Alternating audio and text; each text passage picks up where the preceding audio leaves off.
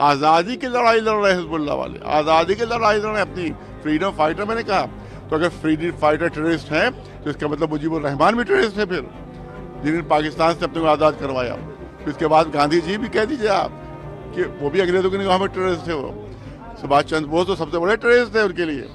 तो जो आप फ्रीडम फाइटर को टेररिस्ट कह रहे हैं, इससे बड़ी नाइंसाफी, इससे बड़ा अत्याचार और कुछ हो ही नहीं सकती। देखिए, भारत सरकार बिल्कुल इस वक्त चुंगल में है, बिल्कुल अमेरिका इसराइल के। और जो इसराइल है जो इतना जुल्म कर रहा है, इतना अत्याचार कर रहा है कि आज तक ऐसा अत्याचार कभी नहीं हुआ हिस्ट्री। इतने बच्चे और औरतें किसी जंग में नहीं मारे गए कि जो उसने 1 साल के अंदर इसराइल ने मार दिए बच्चे और औरतें। और जो इसराइल है जो इतना जुल्म कर रहा है, इतना अत्याचार कर रहा है कि आज तक ऐसा अत्याचार कभी नहीं हुआ ह्यूमन हिस्ट्री में।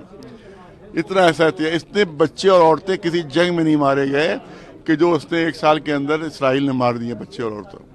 तो आज ये मीडिया तो क्या हो गया है कि इस तरह से इसके दिमाग के ऊपर पर्दे पड़ गए हैं, इसकी आंखों पर पर्दे पड़ गए हैं कि इतने बड़े जालिम और टेररिस्ट को, पूरा टेररिज्म जो है उसका जो आविष्कार किया है, आविष्कार टेररिज्म का करने वाला इसराइल है।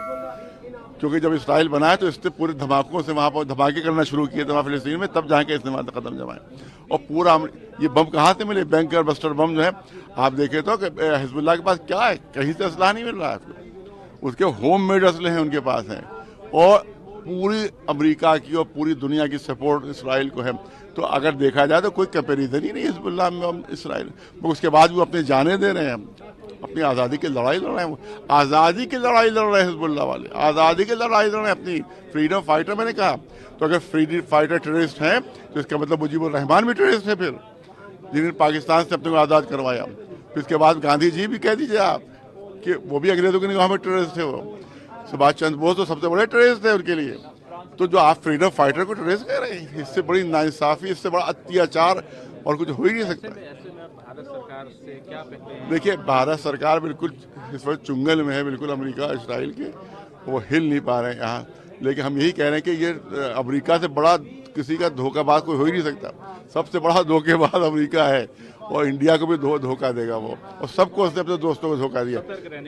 हाँ, बिल्कुल सतर्क रहने की जरूरत है। अमेरिका से बड़ा दगाबाज कोई नहीं है, उससे बड़ा मक्कार कोई नहीं है, और सबसे बड़ा धोखेबाज अमेरिका है। उससे बहुत बच के रहना चाहिए, हमेशा उसने धोखा दिया है। और लिहाजा हम सोच सकते हैं कि जो दोस्त मुल्क उसके हैं, मसलन अरब मुल्क है, उनको अपने साथ रखे, और ईरान उनको साथ रखे, जो उसके दोस्त उनको अपने साथ रखे। फिलिस्तीनियों की हमेशा इंडिया ने हिमायत की है। अरे हमारे पास अभी वीडियो मौजूद है अटल बिहारी जी का, अटल बिहारी जी का वीडियो मौजूद है। उन्होंने कहा कि आतंकवाद उसने हमला नाजायज़ किया है इसराइल ने, और फिलिस्तीनियों की ज़मीन पर नाजायज़ कब्जा किया, और इसराइल को ज़मीनें खाली करना होगी। तो ये तो बीजेपी के जो वो थे फाउंडर, वो अटल बिहारी जी थे। तो अटल बिहारी जी की बात को बीजेपी कैसे भूली जा रही है, ये मैं समझ नहीं आ रहा। क्योंकि कभी भी अटल बिहारी जी ने इसराइल की हिमायत नहीं की है, हमेशा फिलिस्तीनियों की हिमायत की है।